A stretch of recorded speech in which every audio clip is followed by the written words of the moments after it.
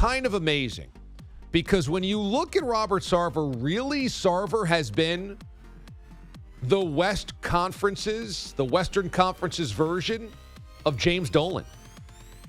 He's been terrible. He's been absolutely wretched.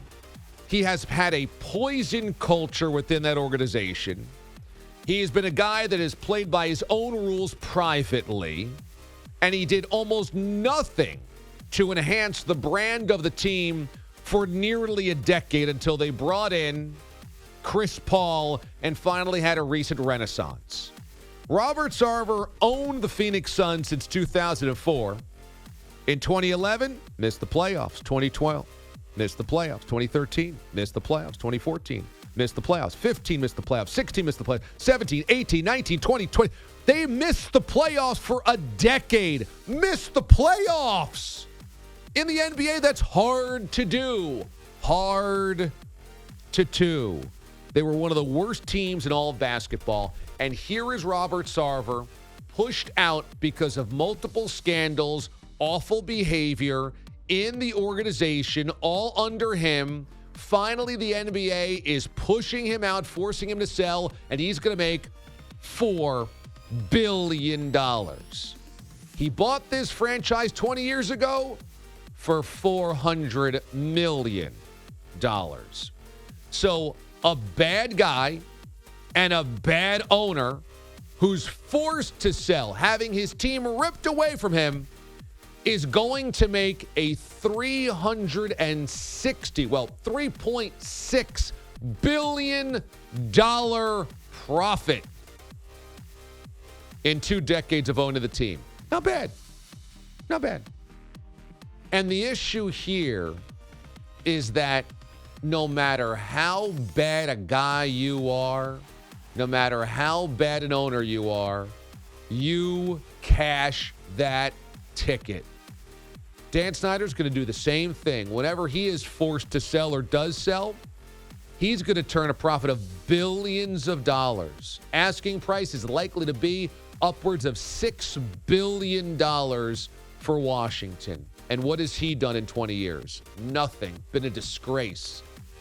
If you've got the money, there is no greater investment than getting into professional sports. You will make money hand over fist, and you don't even have to be good at your job. In fact, you can be terrible at it. You can be a terrible person and a terrible owner, and you'll still make money hand over fist.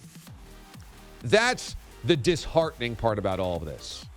The encouraging part is look at the recent owners that seemingly paid way more money than they had to own a team, and how they were able to transfer from an old organization, an old owner that really didn't care much about winning, to an organization that seemingly will do whatever it takes because they got the cash. It happened with the Clippers.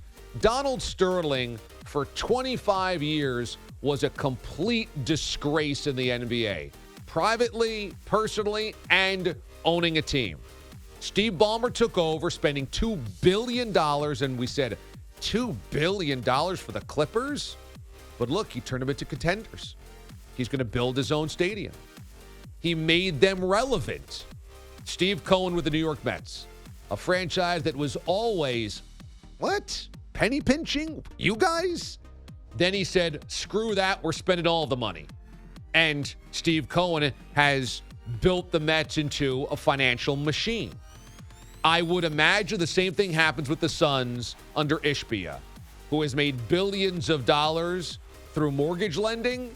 My guess is that he takes over the Suns and immediately goes, we've got a warm weather destination, a desirable city. This is great for free agents.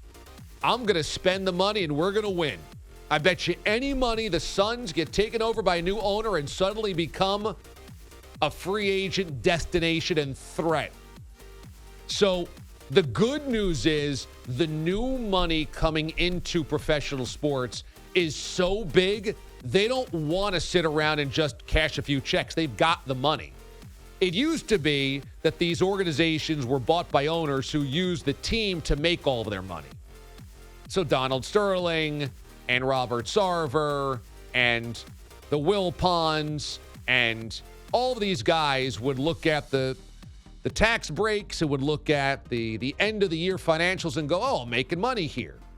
Now these new guys, David Tepper, Steve Cohen, Ishbia, they don't. You think Steve Ballmer needs the revenue from the Clippers? Steve Ballmer's Microsoft money. He doesn't need anything from the NBA. Steve Cohen made $14 billion as a hedge fund manager. Whatever Major League Baseball's payouts are at the end of the year, he's like, whatever, okay. That's a few more Christmas gifts. That's nothing. These guys have so much money, it's about the ego to win and to prove they can win, because that's the only thing they don't have. They've got all the cash. So that's the good news on the sale of the Phoenix Suns.